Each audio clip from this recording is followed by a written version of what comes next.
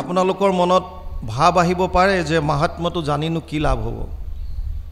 চাওক, যেতিয়ালৈকে আমি কোনোবা এজন ব্যক্তিৰ তেওঁৰ কি গুণ আছে, কি কোৱালিটি আছে, কি বিশেষত্ব আছে, কি মহিমা আছে, যেতিয়ালৈকে গম নাপাওঁ তেতিয়ালৈকে সেইজন মানুহৰ প্ৰতি, সেইজন ব্যক্তিৰ প্ৰতি আমাৰ কোনো ধৰণৰ শ্ৰদ্ধা নাহে। অসংখ্য মানুহ বাটত লগ পাইছে, কিন্তু কোনোবা বিশেষজনৰ প্ৰতি আপোনালোকৰ হৃদয়ত শ্ৰদ্ধা জাগ্ৰত হয়। কিয়? যেতিয়া গম পায় যে তেওঁৰ ভিতৰত এটা বিশেষ ধৰণৰ কিবা এটা কোৱালিটি আছে, গুণ আছে। মনুষ্য জনম সফল কৰিব পাৰে এনেকুৱা যদি মাহাত্ম্য থকা কিবা গ্ৰন্থ আছে, তেতিয়াহ'লে সেই গ্ৰন্থখনো আমি আমাৰ হৃদয় আসনত স্থান দিম, আৰু তেতিয়া সেই তাৰ কথাখিনি আমি শ্ৰদ্ধা সহকাৰে শ্ৰৱণ কৰিম। আৰু যদি শ্ৰদ্ধা সহকাৰে আপোনালোকে শ্ৰৱণ কৰিব, তেতিয়া বেছি শুনাৰ প্ৰয়োজন নাই, অলপে শুনক।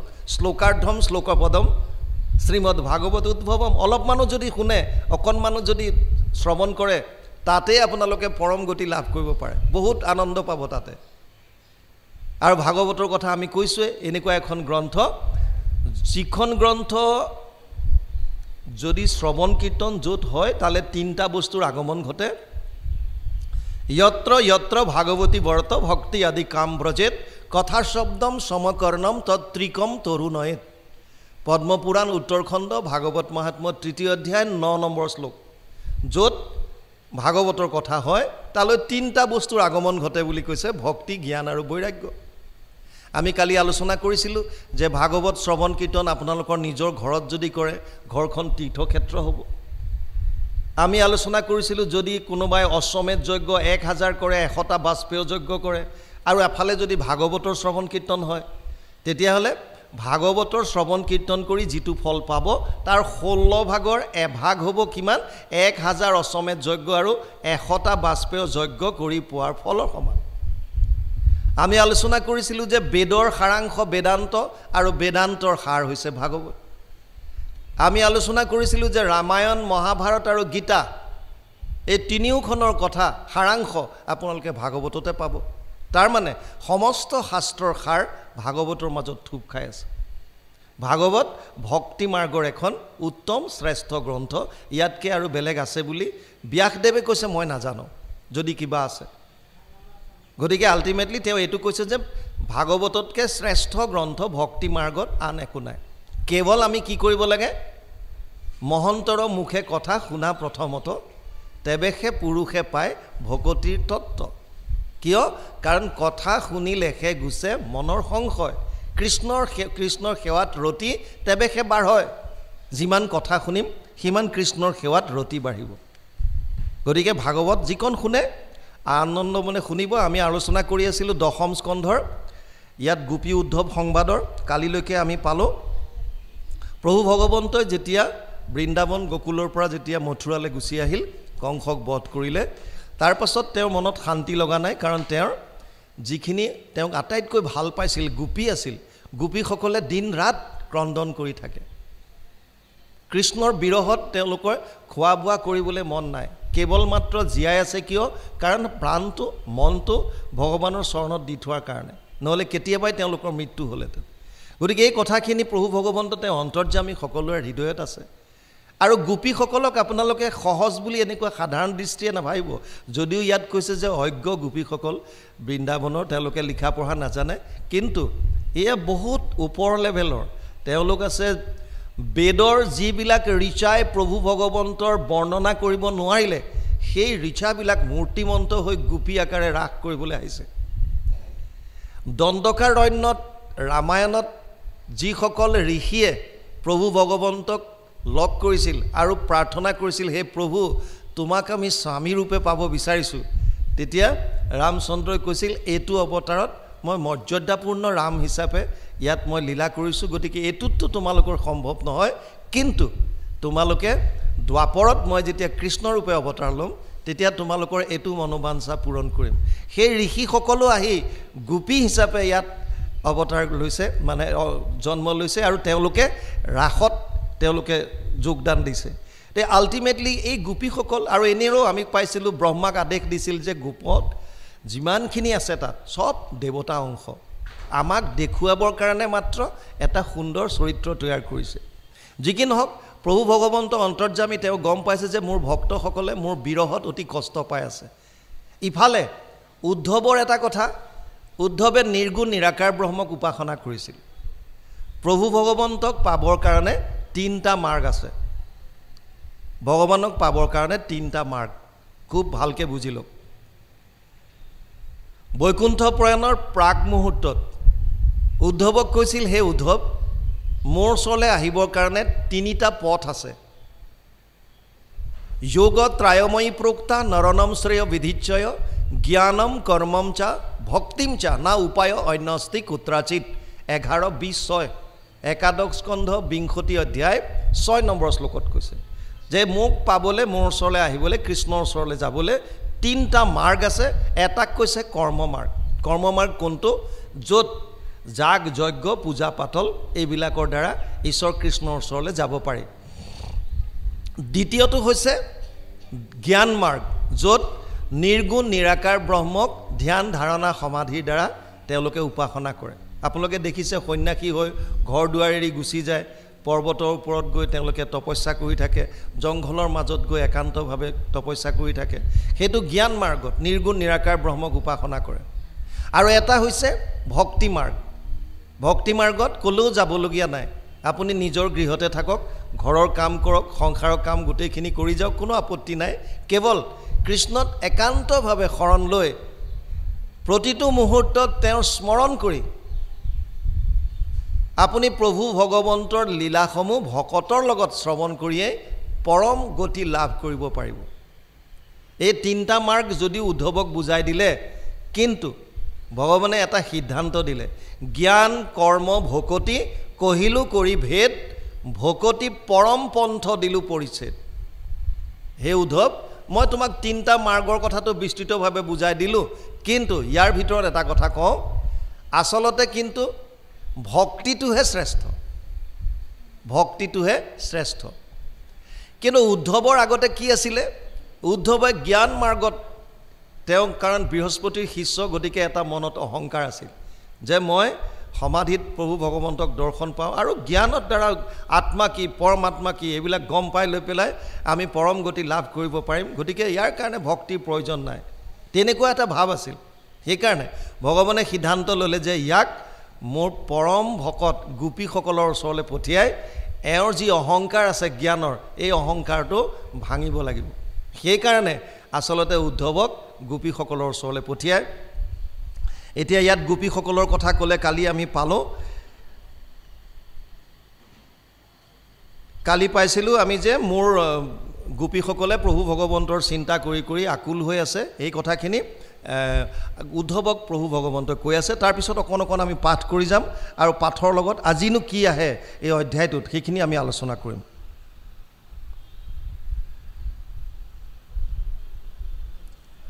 মোৰ বাক্যে গোপী খব আশয়া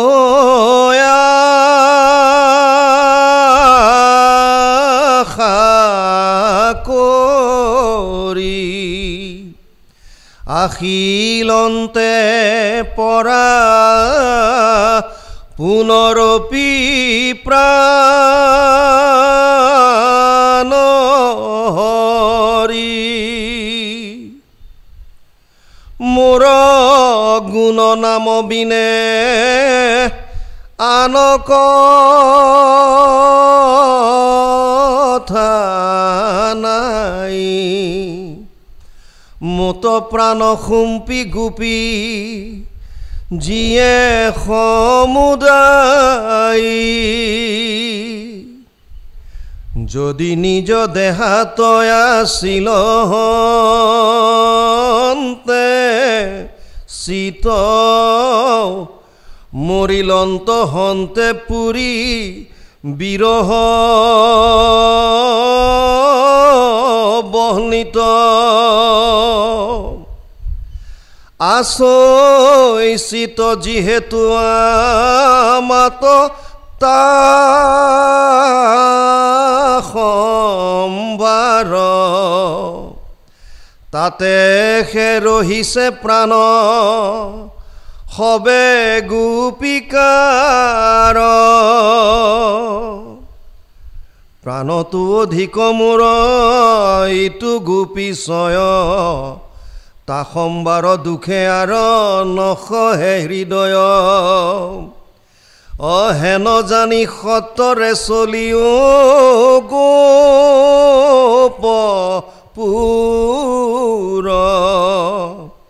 বচন সন্দেহ কয়া কৰা দুখ দূৰ উদ্ধৱক কৈছে মোৰ বাক্যে গোপী হ'ব আছুৱে আশা কৰি আশিলন্তে পৰা পুনৰপি প্ৰাণহৰি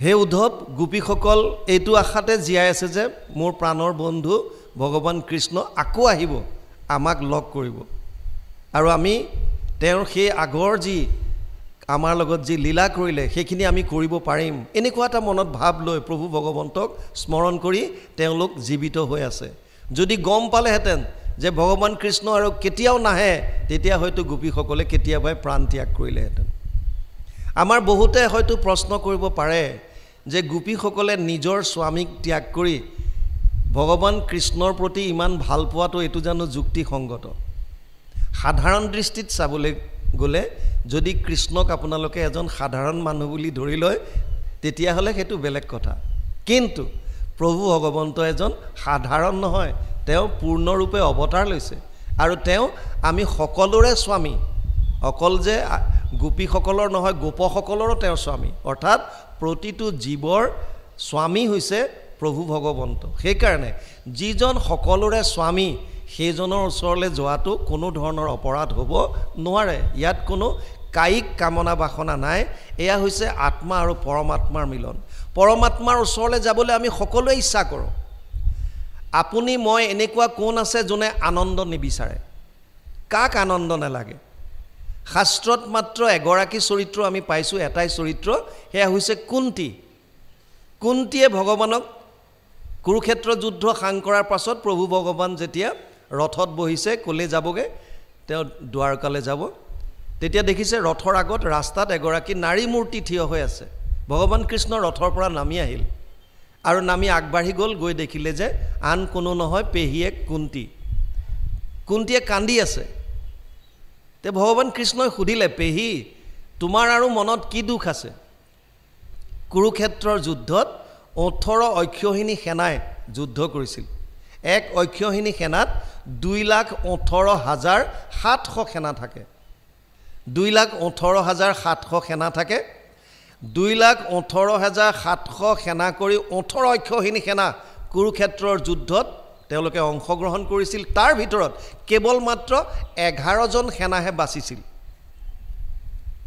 মানে প্ৰায় 40 লাখ সেনাৰ ভিতৰত বাচিছে কিমানজন 11 জন 11 জনৰ 5 জনেই হৈছে পাণ্ডৱ কৃষ্ণ আৰু সাত্যকী 7 জন অশ্বত্থমা কৃতবৰ্মা কৃপাচাৰ্য এই 10 জন আৰু ধৃতৰাষ্ট্ৰৰ ঔৰসত এগৰাকী দাসীৰ গৰ্ভত আৰু এটা সন্তান হৈছিল যাৰ নাম আছিল জুজুৎসু এই জুজুৎসু জীয়াই আছিল সেই 11 জন মাত্ৰ কুৰুক্ষেত্ৰৰ যুদ্ধত জীয়াই আছিল এইকাৰণে ভগৱান কৃষ্ণ এতিয়া পেহীয়েকক কৈছে হে পেহী তুমি কিয় দুখ কৰিছা তোমাৰ চকুত চকু পানী কিয় তোমাৰ 5টা সন্তান আছিল 5টাই জীৱিত হৈ আছে আৰু এনেকুৱা নহয় যে আইচিইউত আছে কিবা ভেন্টিলেশ্যনত ৰাখিছে ভেন্টিলেটৰ দি তাত ৰাখিছে তেনেকুৱাও নহয় একদম সুস্থ সবল ৰাজাধিৰাজ সম্ৰাট এতিয়া কি দুখ আছে আচ্ছা পেহী কোৱা তোমাক যি লাগে মই তোমাক বৰ দিম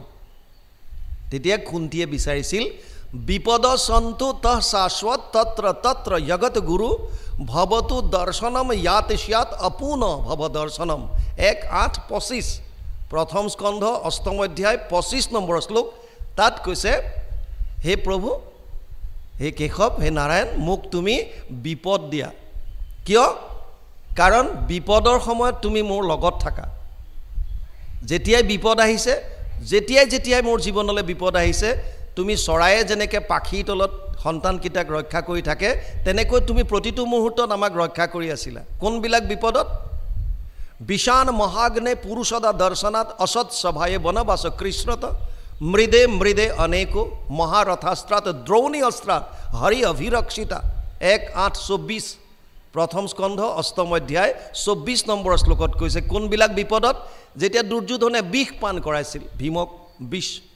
বিষান মহাগ্নে চতুৰ্গৃহত যেতিয়া জ্বলাই দিছিল যেতিয়া দ্ৰৌপদীক বস্ত্ৰহৰণ কৰিছিল যেতিয়া দুৰ্বাসাক বনত গৈ পেলাই দুৰ্বাসাই ভোজন কৰিব বিচাৰিছিল দ্ৰৌপদীয়ে ইতিমধ্যে খাই দিলে পিছত প্ৰভু ভগৱন্তই আহি পেলাই এই পাত্ৰটোত লাগি থকা অকমান শাক ভুঞ্জি পেলাই ৰক্ষা কৰিছিল সাপৰ পৰা আৰু কুৰুক্ষেত্ৰৰ যুদ্ধত মহা ৰথীবিলাকৰ অস্ত্ৰৰ পৰা আৰু বিশেষকৈ শেষ মুহূৰ্তত অশ্বত্থমাই যি ব্ৰহ্মাস্ত্ৰ প্ৰয়োগ কৰিছিল সেই ব্ৰহ্মাস্ত্ৰৰ পৰা আল্টিমেটলি যেতিয়াই পঞ্চপাণ্ডৱৰ ওপৰত বিপদ আহিছে তেতিয়াই প্ৰভু ভগৱন্তই তেওঁলোকক কাষত থাকি ৰক্ষা কৰিছে কুন্তি কৈছে যে মোক যেতিয়া বিপদ আছিল তেতিয়া তুমি মোৰ লগত আছিলা আৰু এতিয়া আমাৰ সম্পদ হোৱাৰ কাৰণে তুমি গুচি যাও বুলি কৈছে গতিকে সম্পদে নালাগে আকৌ বিপদ দিয়া কেনেকুৱা মহান হ'ব লাগে কিন্তু আমি বিলাকে আনন্দ বিচাৰো আমি সকলোৱে আনন্দ বিচাৰো আল্টিমেটলি কুন্তিয়েও আনন্দ বিচাৰিছে যদিও বিপদ খুজিছে কিয় বিপদ খুজিছে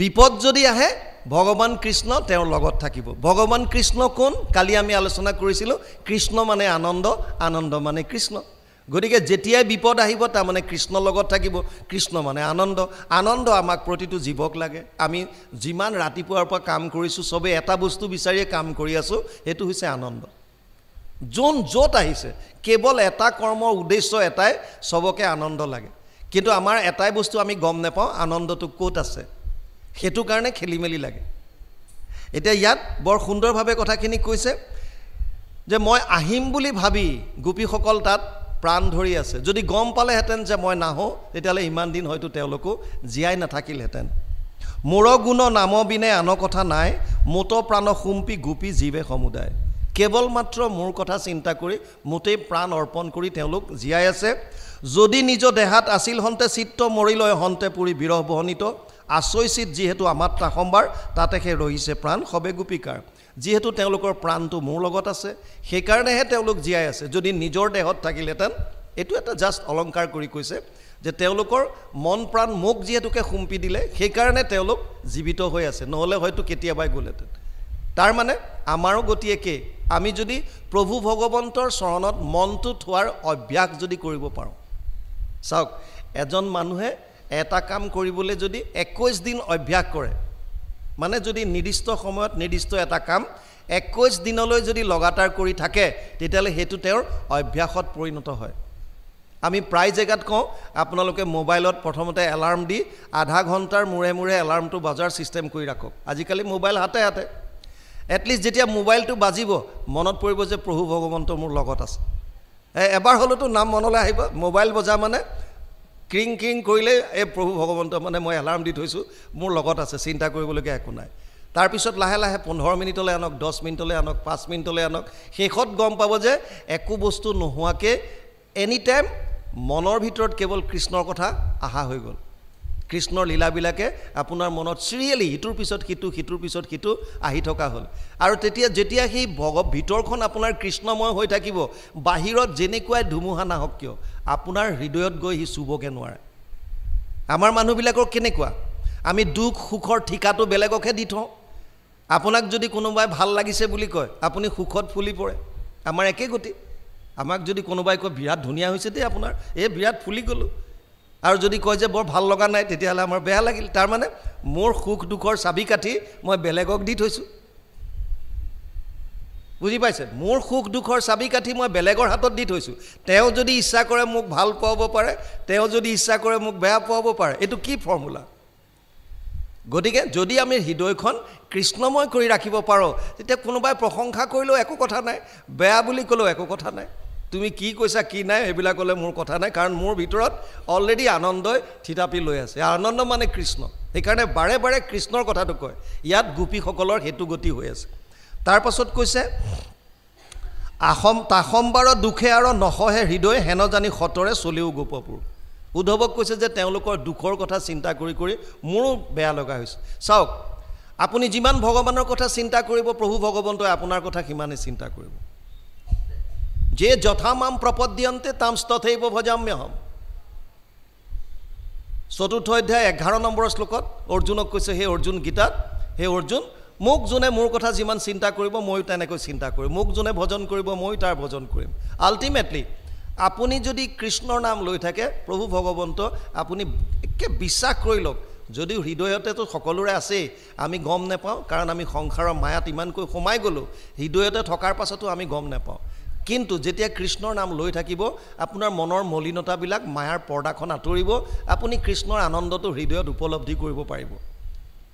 তেতিয়া আপোনাৰ নিজৰ যিটো উপলব্ধি, যিটো আনন্দ, সেইটো বেলেগে আপোনাক বুজাই দিব বস্তু নহয়, বুজাই দিব নোৱাৰে, সেইটো নিজে উপলব্ধি কৰিব লাগিব। তাৰ কাৰণে 21 দিনমান আপোনালোকে অভ্যাসটো কৰি চাওক, তাৰপাছত নিজে উপলব্ধি কৰিব, তেতিয়া গম পাব যে কৃষ্ণ বিনা আন একো নাই। ইয়াত এতিয়া সেইকাৰণে উদ্ধৱক কৈছে যে তেওঁলোকৰ দুখৰ কথা মই জানো, কাৰণ প্ৰভু ভগৱন্ত উপদ্ৰষ্টা অনুমন্তা চ ভৰ্তা ভোক্তা মহেশ্বৰ পৰমাত্মা ইতি চাপ্যুক্ত দেহে অস্মিন পুৰুষ পৰ। 13 অধ্যায় 22 নম্বৰ শ্লোক গীতা। অৰ্জুনক কৈছে, হে অৰ্জুন, মই জীৱসমূহৰ ভিতৰত, অৰ্থাৎ প্ৰতিটো শৰীৰত, মানুহৰ দেহত উপদ্ৰষ্টা অনুমন্তা হিচাপে মই থাকোঁ, অৰ্থাৎ ময়ে তেওঁলোকক অন্তৰ্যামী ৰূপে থাকোঁ, সাক্ষী হিচাপে ময়ে থাকোঁ, স্বামী হিচাপে ময়ে হৃদয়ত বাস কৰোঁ। এইটো বেলেগ কথা, মায়াৰ কাৰণে তেওঁলোকে মোক দেখা নাপায়, কিন্তু মই প্ৰতিটো প্ৰাণীৰ হৃদয়ত মই বাস কৰিছোঁ। দেৱৰো ঈশ্বৰ হৰি তান্ত মহা যত্ন কৰি লৈও এক শৰণ সাক্ষাৎ, যাৰ ইচ্ছা মুখ্য পাইবে নালাগে দূৰক যাইবে, আছে হৰি সবাৰো হিয়াত। আমি এতিয়া বাহিৰত বিচাৰি ফুৰোঁ। আপোনাৰ যদি ঘৰৰ চাবি, গাড়ীৰ চাবি ইয়াত যদি হেৰায়, আপুনি যদি বাহিৰত বিচাৰি ফুৰে, সেইটো কেতিয়াবা পাব জানো? য'ত যিটো বস্তু আছে তাতেই পাব, বেলেগত বিচাৰি ফুৰিলে কেতিয়াও নাপায়। সেইকাৰণে আমি বুজিব লাগিব যে প্ৰভু ভগৱন্ত ইয়াত আছে, গতিকে ইয়াত হৃদয়লৈ আপুনি সোমাব লাগিব, যিমান পাৰে আপুনি অন্তৰ্মুখী হওক। যেতিয়াই এইটো অভ্যাস কৰিবলৈ আৰম্ভ কৰিব, কৃষ্ণৰ নাম লৈ থাকক, মলিবিলাক দূৰ হৈ থাকিব, কপটতা দূৰ হ'ব, আৰু হৃদয়ত আনন্দ আপোনালোকে নিজে উপলব্ধি কৰিব পাৰিব। এতিয়া ইয়াত কৈছে যে হেন জানি সতৰে চলিও গোপপুৰ, বচন সন্দেহ কয়া কৰা দুখ দূৰ। এই কথাখিনি কৈ আছে, শুক নিগদতী ৰাজা শুনা অতপৰে, যেবে হেন আদেশ কৰিলা দামোদৰে, কৃষ্ণ বাক্য সন্দেহক লৈলন্ত গৌৰৱে, কৃতাঞ্জলি হুয়া পাছে উঠিলা উদ্ধৱে। উদ্ধৱক যেতিয়া আদেশ দিলে, উদ্ধৱে প্ৰভু ভগৱন্তৰ আদেশ পালন কৰিবলৈ তেওঁ কৃতাঞ্জলি কৰি উঠিল। তাৰ পাছত মাধৱক অনেক বুলিলা তুতি বাক, তোমাৰ পাৱত সুম্পি আছো আপোনাক, হেন জানা নাথ মই তজু নিজ ভৃত্য, কিনো ভাগ্য মোহৰ কৰিব প্ৰভু কৃত্য। হে প্ৰভু, মইতো তোমাৰেই চৰণত মোৰ সম্পূৰ্ণখিনি অৰ্পণ কৰি ৰাখিছোঁ। মোৰ কি মহাভাগ্য যে মই তোমাৰ কৰ্ম কৰিবলৈ পাইছোঁ। আমাৰ সমাজত বা আমাৰ গাঁৱত যদি নামঘৰটো মোচাৰ বা ঠাই সৰাৰ পাল পৰে, তেতিয়াও খেলি মেলি, মানে এই মোৰে নাম সদায় আহি থাকে, ময়ে সদায় ঠাই সাৰিমনে, ময়ে সদায় চাফ কৰিমনে। বহুত ভাগ্যৰ মূৰত প্ৰভু ভগৱন্তৰ স্থান চাফ চিকুণ কৰা, পৰিষ্কাৰ কৰা, লিপা পোচা কৰিবলৈ সুবিধা পায়। যিমান পাৰে ইয়াত আগৰণুৱা হ'ব, যিমান পাৰে সদায় আগৰণুৱা হ'ব, আগত যাবলৈ চাব, ৰাইজৰ কৰ্ম কৰিবলৈ। কিয়? আপুনি সেইকণ পুণ্য কোনোদিন বেলেগ উপায়েৰে নাপায়। আমাৰ বহুতে জেদ ধৰে, মইনো সদায় কিয় মুচিম, মোৰ মুচিলে কি হ'ব, বেলেগবিলাক কিয় নাহে? আৰে তোমাক প্ৰভু ভগৱন্তই চিলেক্ট কৰিছে, ভগৱানে তোমাক চিলেক্ট কৰিছে, তেওঁৰ কৰ্ম কৰা, সেইকাৰণে আনন্দিত হৈ কৰ্মটো কৰক। উদ্ধৱে কৈছে, মোৰ মনত পৰম আনন্দ, কাৰণ মই প্ৰভুৰ কৃত্য কৰিব পাম। হেন জানা নাথ মই তজু নিজ ভৃত্য, কিনো ভাগ্য মোহৰ কৰিব প্ৰভু কৃত্য। মোৰ কিমান ভাগ্য যে মই ভগৱানৰ কৰ্ম কৰিবলৈ পাইছোঁ। প্ৰভু ভগৱন্তৰ কৰ্ম কৰিবলৈ পোৱাটো অতি আনন্দৰ কথা। ভগৱানে কাক ভাল পায়? এবাৰ এজন মানুহ ৰাতি শুই আছে, হঠাৎ ৰুমত এটা পোহৰ দেখিলে। পোহৰ দেখাৰ পাছত থতমতকৈ সাৰ পাই পেলাই উঠিল, দেখিছে সেই পোহৰৰ মাজত দেৱৰ্ষি নাৰদক দেখাৰ লগে লগে তেওঁ বিচনাৰ পৰা উঠিল আৰু প্ৰণাম কৰিলে। আৰে দেৱৰ্ষি নাৰদ, মোৰ কোঠাত কি হ'ল? বোলে মই এখন লিষ্ট বনাই আছোঁ। কি লিষ্ট? মই সেইখন লিষ্ট বনাইছোঁ যিবিলাকে ভগৱানক ভাল পায়। বুজিব ভালকৈ, মই এনেকুৱা এখন লিষ্ট বনাইছোঁ, যিখন লিষ্ট সেইবিলাক মানুহৰ নাম আছে যিবিলাকে ভগৱানক ভাল পায়। তেতিয়া সেই মানুহজনে ক'লে, মোৰ নাম তাত আছেনে? দেৱৰ্ষি নাৰদে ক'লে, তোমাৰ নামটো ইয়াত নাই। বছ, নামটো নাই বুলি কোৱাৰ পিছত দেৱৰ্ষি নাৰদ অন্তৰ্ধান, পিছদিনা আকৌ একেই হৈছে ৰাতি আকৌ তেনেকৈ এটা বিৰাট প্ৰকাণ্ড পোহৰ এটা আৰু পোহৰত দেখা পাইছে দেৱৰ্ষি নাৰদ মানুহজন থতমত খাই উঠিছে উঠি ক'লে নাৰদ দেৱৰ্ষি নাৰদ তুমি আকৌ আহিলা বোলে হয় মই আজি এখন বেলেগ লিষ্ট বনাই আছোঁ কি লিষ্ট এইখন আজিৰ লিষ্টখন হৈছে ভগৱানে কাক ভাল পায় তেতিয়া মানুহজনে ক'লে তেতিয়াহ'লেতো মোৰ চিন্তা কৰি লাভেই নাই কাৰণ যিখন লিষ্টত ভগৱানক ভাল পোৱাত নামটো নায়েই গতিকে সেইখন লিষ্টত আকৌ ভগৱানে ভাল পোৱাত নামটো ক'ৰ পৰা আহিব গতিকে ক'লে ঠিক আছে তেতিয়াহ'লে তুমি বনোৱা মোৰতো এইখনৰ বিষয়ে জানি লাভ নাই বোলে কিয় তোমাৰ জানিবলৈ মন নাযায় ভগৱানে কাক ভাল পায় বোলে নাই মোৰতো নাম তাত নাথাকে বোলে নহয় 1 নম্বৰতে তোমাৰ নাম আছে হে এইটো কেনেকৈ মইতো ভগৱানক ভাল নাপাওঁ কৈছে তুমি ভগৱানক ভাল নাপাব পাৰা তুমি যিখিনি কৰ্ম কৰি আছা ভগৱানৰ হৈ কৰি আছা ই কি কৰে এটা নামঘৰ আছে এখন নদীৰ পাৰত ৰাতিপুৱাই ভকতসকল আহে নদীত গৈ স্নান কৰে আৰু তাৰ পৰা আহি সেই নামঘৰত তেওঁলোকে প্ৰসংগ কৰে এই মানুহজনে সদায় ৰাতিপুৱাত ভকত অহাৰ আগতে উঠে উঠি নিজে স্নান কৰি সেই বাটটো সুন্দৰকৈ সাৰি পুচি তাক একদম পানী দি ধুনীয়াকৈ মাটি দি লিপি খুচি আৰু নামঘৰৰ সন্মুখত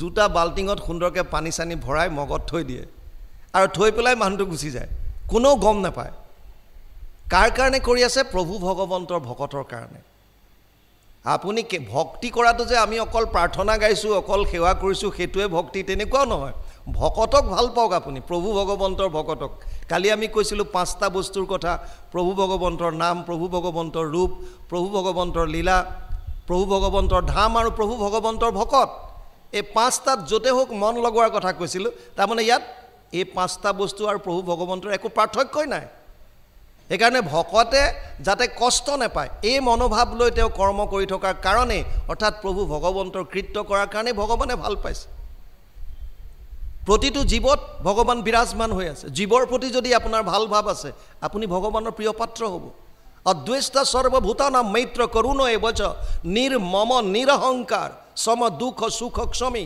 12 অধ্যায় 13 নম্বৰ শ্লোক গীতা অদ্বৈষ্ট সৰ্বভূতানাম প্ৰতিটো প্ৰাণীৰ প্ৰতি অদ্বেষ্ট ভাৱ কাৰো প্ৰতি দ্বেষ ভাৱ নথকা অদ্বৈষ্ট সৰ্বভূতানাম মৈত্ৰীৰ ভাৱ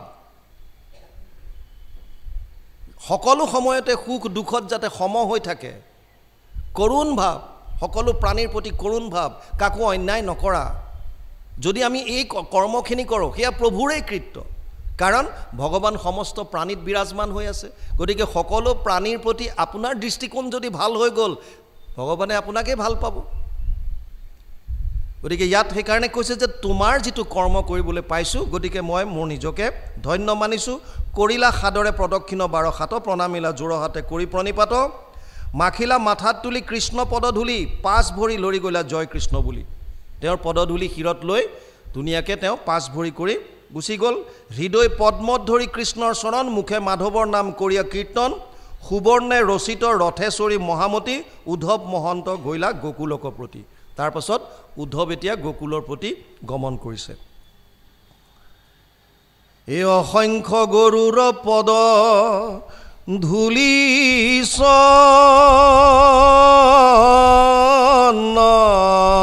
পথ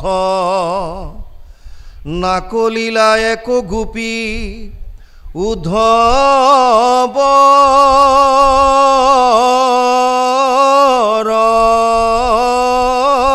ৰথ সিহেতু সিদিনা পাইলা নন্দৰ মন্দিৰ দেখিলা অদ্ভুত শ্ৰীক গোপৰ পুৰীৰ অসংখ্যাত ঋতুমতী গাই আছে যত তাৰ অৰ্থে যুঁজে বৃষে কামে হুয়ামত বৃষৰণা দৰয়াতি শবদ তুম বোলে দেখিয়া নাদ যেন তেজয় গোকুলে কি দেখিলে উদ্ধৱে অসংখ্য গৰুৰ পদধূলি চন্ন পথ নাকলিলা একো গোপী উদ্ধৱৰ ৰথ। গোটেই ৰাস্তা ধূলিময় হৈ আছে, গৰুবিলাক আহিছে। সেই সময়ত উদ্ধৱৰ সুবৰ্ণ ৰথ পাৰ হৈ গ'ল, গতিকে গোপীসকলে দেখাই নাপালে। আৰু ইয়াৰ পাছত গৈ তেওঁ সিহেতু সিদিনা পাইলা নন্দৰ মন্দিৰ। উদ্ধৱ গৈ ক'লে গ'লগৈ?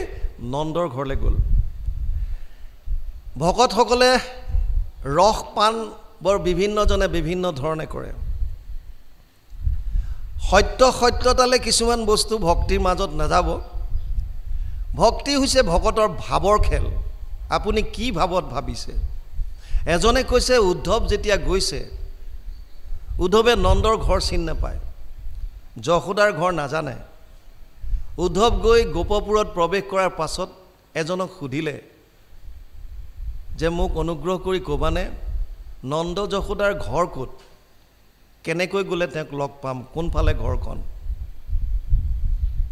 ভকতে ভাৱত প্ৰকাশ কৰিছে, সৰু এটা জুৰি এটা দেখুৱাই দিছে যে এই জুৰিটোৰ কাষে কাষে গৈ থাকা, এই জুৰিটো গৈ য'ত শেষ হৈছে, যিখন ঘৰত, সেইখন ঘৰেই যশোদাৰ। উদ্ধৱে চক খাই গ'ল, মানুহৰ ঘৰৰ পৰা জুৰি ওলাইছে, কেনেকৈ সম্ভৱ?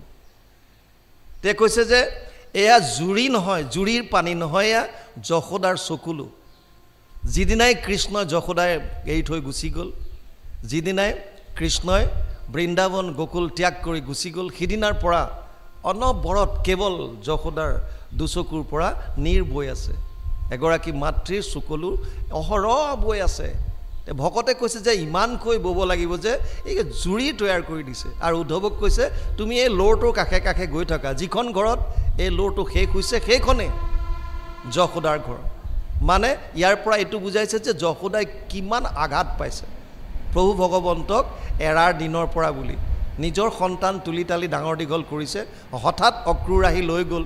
গতিকে মাকগৰাকীয়ে বিশেষকৈ বহুত আঘাত পাইছে, আৰু সেইদিনাৰ পৰা কেৱল কৃষ্ণৰ বিৰহত চকু পানীয়ে বোৱাই থাকিল। যি কি নহওক, এতিয়া উদ্ধৱ গৈ পালেগৈ, কি দেখিলে? অসংখ্যাত ঋতুমতী গাই আছে যত, তাৰ অৰ্থে যুঁজে বৃষে কামে হুয়া মত্ত, বৃষৰ নাদৰাতি শবদ তুম বোলে, দেখিয়া নাচ যেন তেজয় গোকুলে। সুন্দৰ সুন্দৰ যিমানবিলাক ঋতুমতী গাই আছে আৰু বৃষ আছে, তেওঁলোকে ইজনে সিজনৰ প্ৰতি আকৃষ্ট হৈ তেওঁলোক আছে। ধাৱৈ নিজ বাছৰু ৰোষাৰৰ ভৰে, হেন ধেনু সবে সুশোভিত নিৰন্তৰে। অসংখ্য ধৱল বৎস দেওপাৰে শনি, ঘৰে ঘৰে শবদ দোহন বংশী ধুনি। গোকুলত বৃন্দাবনত কেৱল গোপসকল আছিল, তেওঁলোকৰ এটাই আছিল বস্তু যে বিশেষকৈ গৰু পালন কৰিছিল, গো পালন কৰিছিল তেওঁলোকে। আৰু ঘৰে ঘৰে অসংখ্য ধেনু আছিল।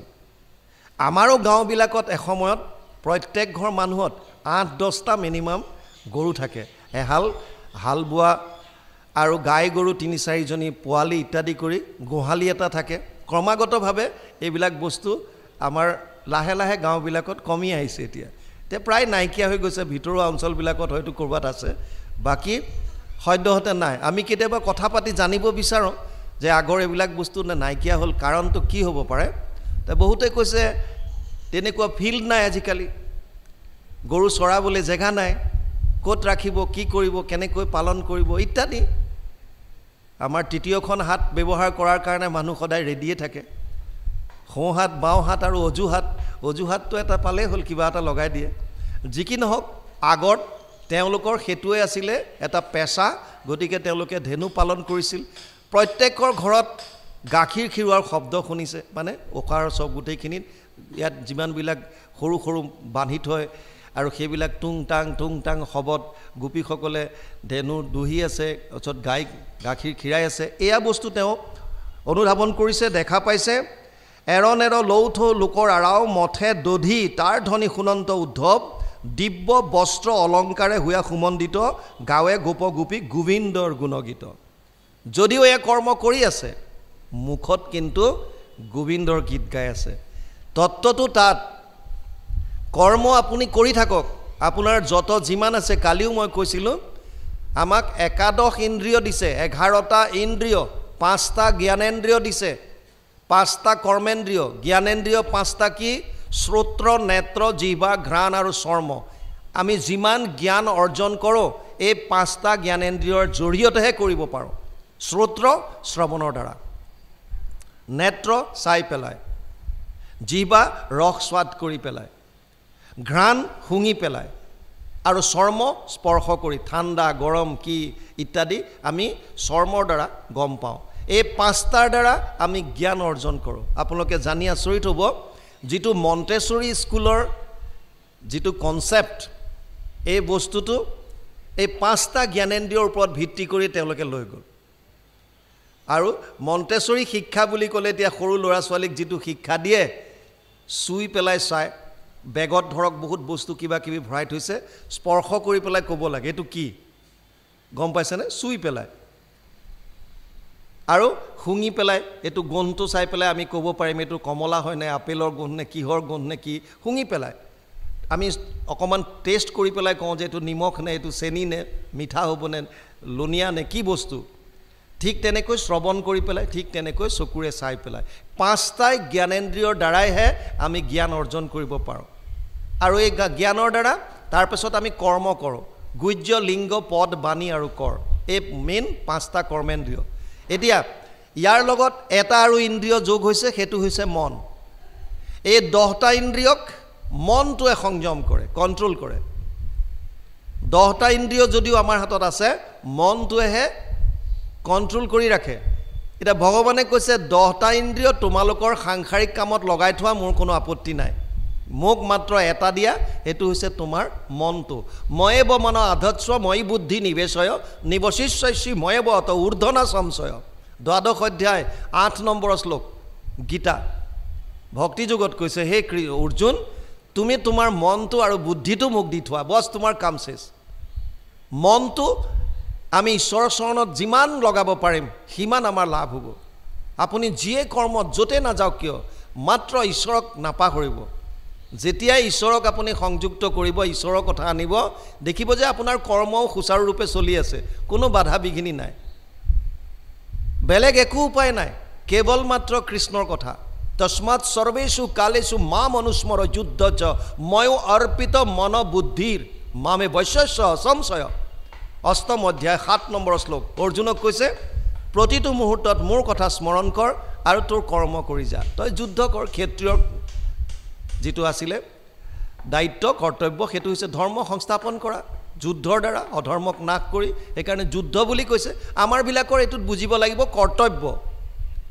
কৰ্তব্য পালন কৰিবই লাগিব প্ৰত্যেকজনে কেনেকৈ কৰিবলৈ কৈছে কৃষ্ণৰ চৰণত মনটো দি কৰ্তব্য বেলেগ বেলেগ হ'ব পাৰে আপুনি যদি এগৰাকী শিক্ষক তেতিয়ালে স্কুলত যেতিয়া থাকে তেতিয়া আপোনাৰ কৰ্তব্য হৈছে ছাত্ৰ ছাত্ৰীক শিক্ষা দান কৰা কিন্তু আপুনি যেতিয়া ঘৰলৈ আহিব আপুনি এগৰাকী মাতৃ আপুনি এগৰাকী পিতৃ আপুনি সন্তানৰ কাৰণে আপোনাৰ দায়িত্ব আছে আপোনাৰ কৰ্তব্য আছে আপুনি যেতিয়া সমাজলৈ ওলাই যাব আপুনি এজন সমাজৰ নাগৰিক সমাজৰ কাৰণে আপোনাৰ কৰ্তব্য আছে নিয়তম কুৰু যিখিনি কৰ্তব্য আছে সেইখিনি কৰিবলৈ দিছে নিয়তম কুৰু কৰ্মত্বম কৰ্ম জয়হিয়া কৰ্মন শৰীৰ যাত্ৰা পিছতে না প্ৰসিদ্ধে দকৰ্মণি 3য় অধ্যায় 8 নম্বৰ শ্লোক গীতা অৰ্জুনক কৈছে হে অৰ্জুন তোৰ কৰ্তব্য কৰ্ম তই কৰ নিজে বেলেগৰ চকুত সৰু হ'ব পাৰে আপোনালোকে চিন্তা নকৰিব কোনোবাই হয়তো কাপোৰ বৈ পেলাই তেওঁলোকে বিক্ৰী কৰি পেলাই পৰিয়ালটো পোহপাল দিছে বেলেগে হয়তো হাঁহিব পাৰে আৰে একো নাই ধন টকা পইচা কাপোৰ বৈহে চলাই আছে আপোনালোকে চিন্তা নকৰিব শাস্ত্ৰত কৈছে গীতাত আপুনি বেলেগৰ চকুত সৰু বুলি ভবা কাম হলো কোনে ভাবিছে ভাবিবলৈ দিয়ক আপুনি সৎ পথত নিজৰ কাম কৰি যাওক কেনেকৈ কৰিব কৃষ্ণৰ চৰণত মনটো দি বস আপোনাৰ কাম শেষ কৰ্তব্য কৰ্ম কৰিবই লাগিব তাৰ বাহিৰে কিন্তু গতি নাই কৰ্মটোক আপোনাৰ কৰ্তব্যখিনি কৰি যাব দিছে খালি টেকনিকটো বুজি লওক কেনেকৈ কৰিব যেনেকৈ জনকে ৰাজ্যভাৰ কৰিছিল জনকে ৰাজকাৰ্য চলায় কিন্তু মনটো ঈশ্বৰৰ চৰণত দি থয় মনটো ঈশ্বৰৰ চৰণত আপোনালোকে হয়তো ভাবিব পাৰে যে মই কেনেকৈ এইটো সম্ভৱ হ'ব সৰু এটা বগা এনেকুৱা চুচৰি যোৱা এটা যেনিবা কেঁচুৱা এটা ল'ৰা বা ছোৱালী চোতালত চুচৰি আছে মাক ওচৰতে আছে আৰু মাকে ওচৰতে জুই জ্বলাই তাত ধান বহাই থৈছে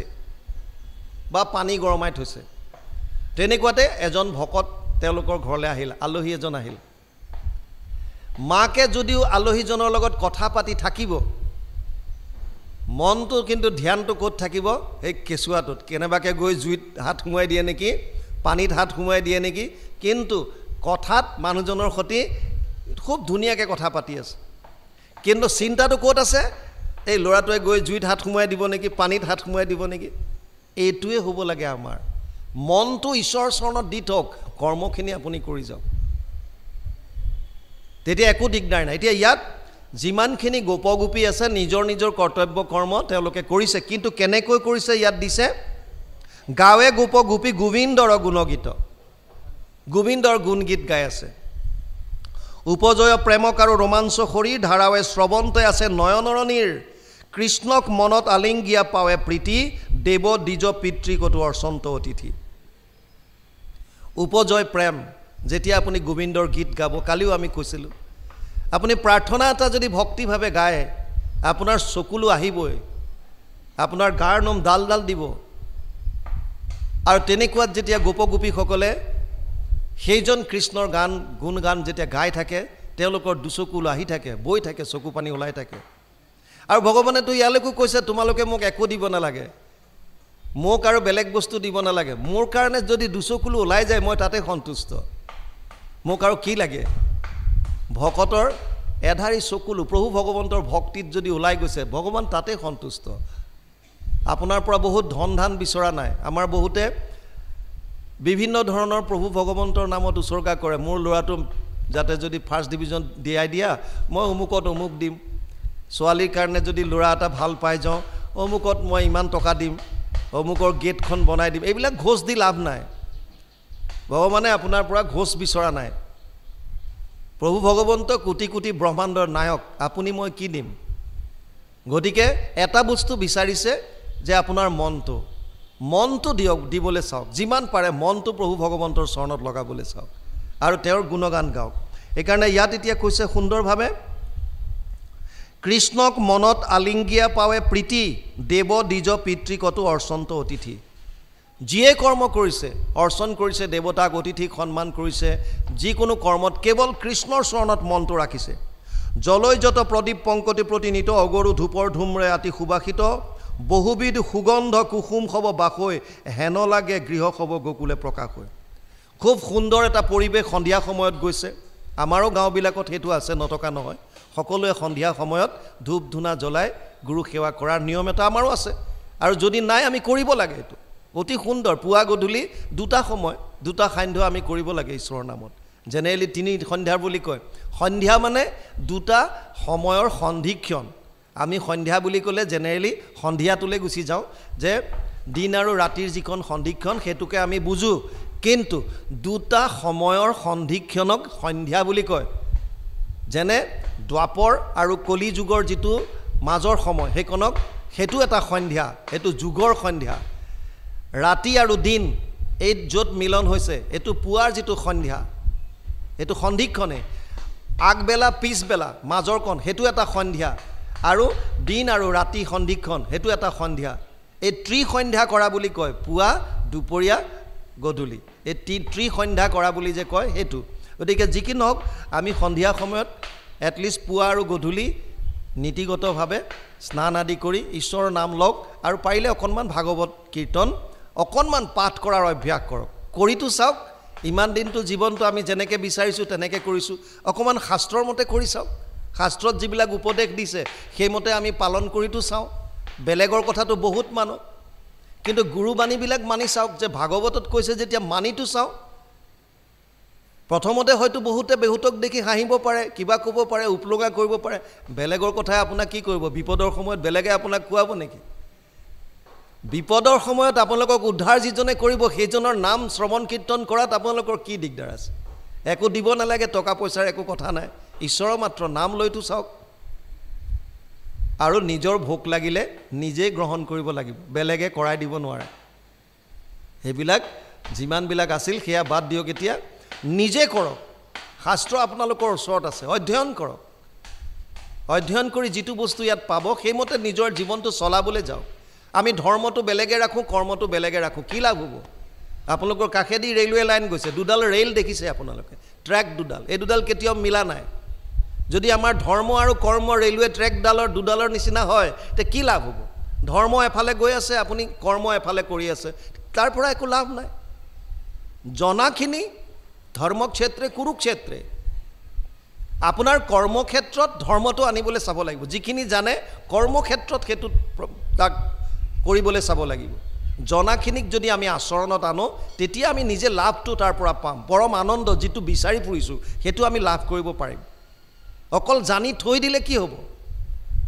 আপুনি ডাক্তৰৰ তাত গৈছে, ডাক্তৰে আপোনাৰ ঔষধ কিবা এটা গম পালে, টেষ্ট কৰি আৰু কেইটামান চেম্পল আপোনাক দিলে, চিনি পাই ভাল যে মোৰ এইকেইটা জাপানিজ টেবলেট মোক দিলে এজন ৰিপ্ৰেজেণ্টেটিভে, মই দিছোঁ তোমাক, এইকেইটা খাবা।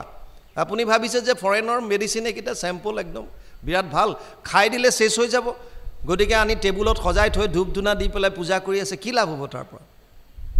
তাৰ পৰা লাভ নাই। টেবলেটটো গ্ৰহণ কৰিব লাগিব। ঠিক তেনেকৈ যিখিনি কথা আমি গম পাইছোঁ শাস্ত্ৰৰ পৰা সেইখিনি মানিবলৈ চাওক, অকণমানে হওক মানিবলৈতো চাওক। যিখিনি জানো সেইখিনিকে মানো।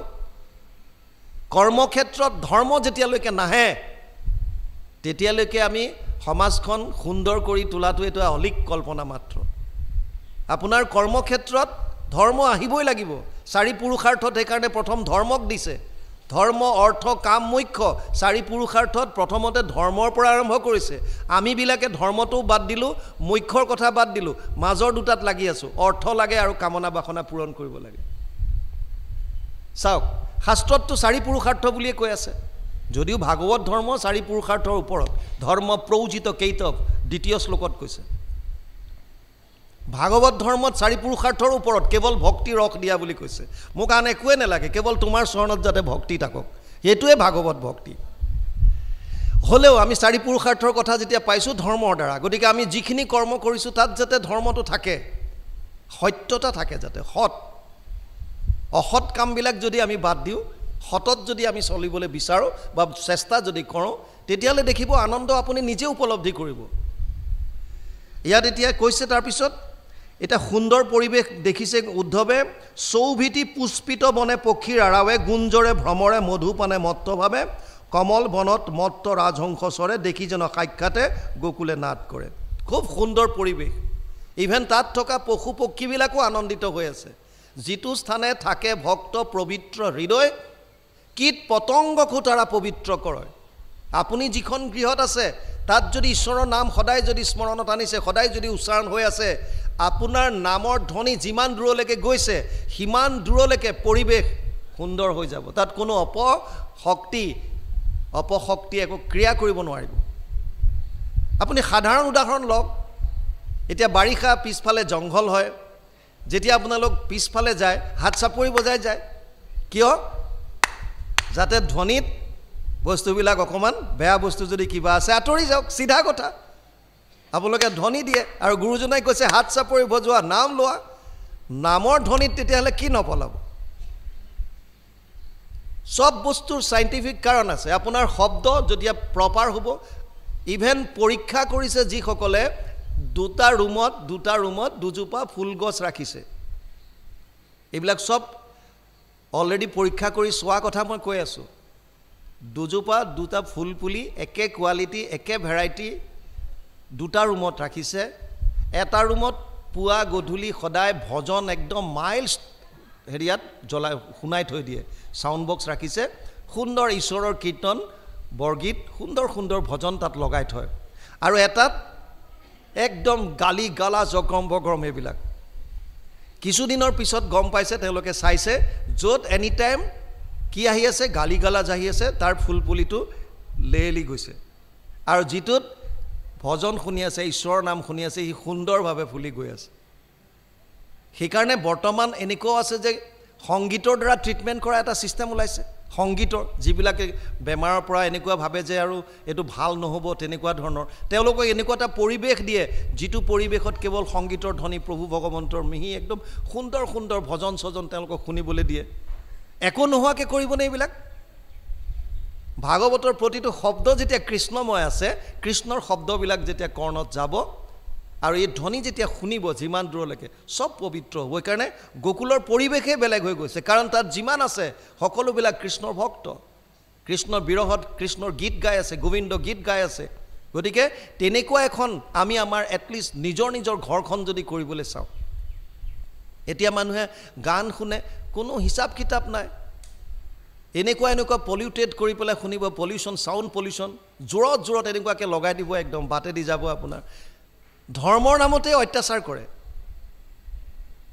নামত ধৰ্মই কৰিবলৈ গৈছে কিন্তু শব্দৰ এনেকুৱা পলিউশ্যন এনেকুৱা প্ৰদূষণ কি হ'ব তাৰ পৰা গতিকে প্ৰতিটো বস্তুত আমি যিটো বস্তু শাস্ত্ৰই কৈছে সেইমতে যদি যাওঁ এটা সুন্দৰ পৰিৱেশ গঢ়ি তোলক নিজৰ ঘৰখন তীৰ্থক্ষেত্ৰলৈ ৰূপান্তৰিত কৰক নিজৰ ঘৰখনতে এনেকুৱা কৰি তোলক যাতে আপোনাৰ গৃহলৈ কোনোবা আহিলেও যাতে সেইখন সময়ত আনন্দ মনে থাকিব পাৰে এনেকুৱা স্থান কিছুমান আছে য'ত গ'লে আপোনাৰ ইছাত বিছাত লাগে বেছি সময় তাত ৰ'ব নোৱাৰে আৰু এনেকুৱা কিছুমান স্থান আছে য'ত গ'লে আপুনি ঘণ্টা ধৰি পেলাই একান্ত মনে বহি থাকিব পাৰে এনেকুৱা কিছুমান ব্যক্তি আছে যাৰ ওচৰত বহাৰ লগে লগে আপোনাক কিবা এটা অশান্তি লাগে আৰু এনেকুৱা কিছুমান ব্যক্তি আছে যাৰ ওচৰত বহি থাকিলে আপুনি ঘণ্টা ধৰি বহি থাকিব পাৰে কিয় এইবিলাক কিহৰ কাৰণে হয় এই যিটো তৰংগ যিটো তাৰ পৰা ৱেভ ওলায় এইটো যদি ধনাত্মক হয় আৰু সেইটো কৰিবৰ কাৰণে নামতকৈ আৰু সুন্দৰ একো নাই এই পৰিৱেশটো আমি সৃষ্টি কৰিব লাগে আমাৰ ঘৰখন তীৰ্থক্ষেত্ৰলৈ ৰূপান্তৰিত কৰিব লাগে ইয়াত উদ্ধৱে দেখিছে তাৰ পৰিৱেশে সম্পূৰ্ণৰূপে বেলেগ হেন গোকুলক চাই পৰম উৎসৱে নন্দৰ দ্বাৰক গয়া পাইলন্ত উদ্ধৱে কৃষ্ণৰ পৰম প্ৰিয় আইল অনুচৰ শুনি নন্দে আনন্দতে বজাইল গৃহৰ ইফালে নন্দই যেতিয়া গম পালে যে ভগৱান কৃষ্ণৰ অনুচৰ আহিছে তেওঁ বিৰাট আনন্দ পাইছে আপুনি যাক আটাইতকৈ ভাল পায় তেওঁৰ লগৰো যদি কোনোবা আহে তেওঁৰ লগত সম্পৰ্ক থকা কোনোবাও যদি আহে তেতিয়া আমাৰ মন প্ৰাণ ভাল লাগি যায় আপোনাৰ ল'ৰাটোৱে ধৰক ডিফেন্সত চাকৰি কৰিছে সি ছুটি পোৱা নাই তাৰ লগৰ এজন যদি আহে আপোনাৰ একেই দৃষ্টিকোণ হ'ব তাৰ লগৰটোকো আপুনি তেনেকুৱাকৈ ট্ৰিট কৰিব যেন নিজৰ ল'ৰাটোহে আহিছে কিয় আপুনি ভাল পায় আপোনাৰ ল'ৰাটোক যিহেতু এই ল'ৰাটো তাৰ লগত আছে গতিকে আপোনাৰ ভাৱ এনেকুৱা আহিব যেন মোৰ নিজৰ ল'ৰাটোৱে আহিছে নন্দৰো কাহিনী তেনেকুৱা হৈছে সব আমাৰ সমাজত ঘটি থকা ঘটনা ইয়াত এনেকুৱা একো বেলেগ তেনেকুৱা একো নাই আমিতো কওঁ যে আপোনালোকে যদি ৰেগুলাৰভাৱে ভাগৱত পাঠ কৰে যদি আপোনালোকে চায় তেতিয়াহ'লেতো বেলেগ একো সুধিবলগীয়া একো কথাই নাথাকে ঠিক আছে কিছুমান দুই এটা শব্দ আহিব পাৰে ক'ৰবাত কঠিন বাকী গোটেইখিনি শাস্ত্ৰতে আছে কোনে বেলেগে বুজাব পাৰে আৰু যি গুৰুজনাই লিখি থৈ গ'ল তাৰ ওপৰত আৰু লিখিব পৰা কোন আছে কোনেও নোৱাৰে বেলেগে বুজাব যিখিনি আছে ইয়াতে আছে সকলো খালি আমি পঢ়িব লাগে আৰু মাজে মাজে এনেকৈ আলোচনা কৰিলে কি হয় ৰিফ্ৰেছ হয় মাইণ্ডটো অকণমান আৰু আকৰ্ষণ কৰিব আমি আৰু পঢ়িবলৈ মন যাব জানিবলৈ মন যাব সেইটো কাৰণে এনেকুৱা অনুষ্ঠান অভ্যাসটো গঢ়ি তুলিব লাগিব উদ্ধৱক পাই প্ৰেমে আলিংগিয়া ধৰি আতি প্ৰেমে নেত্ৰ লোটক পৰে ঝৰি মাতিবে নপাৰি প্ৰেমে আছে অনন্তৰে গৃহ প্ৰৱেশ আইলানিয়া পৰম সাদৰে কেনেকুৱা মৰম হ'ব লাগিব কথা ক'ব পৰা নাই আকুৱালি ধৰিছে উদ্ধৱক পাই গোবা মাৰি ধৰিছে একো ক'ব পৰা নাই হৰ খৰাই চকুলো বাগৰি আহিছে কিমান মৰম পিতেকৰ প্ৰতি কৃষ্ণৰ প্ৰতি কিন্তু যিজন আহিছে সেইজন কৃষ্ণৰ লগৰহে উদ্ধৱক সাৱটি ধৰিছে কিন্তু ভাৱত কৃষ্ণৰ কথা আহি আছে যে এওঁৰ লগত কৃষ্ণ মোৰ পুত্ৰৰ লগত থকা এজন আহিছে গতিকে কেনেকুৱা মৰম হ'ব লাগিব একো ক'ব পৰা নাই মুখৰ মাত হৰি গৈছে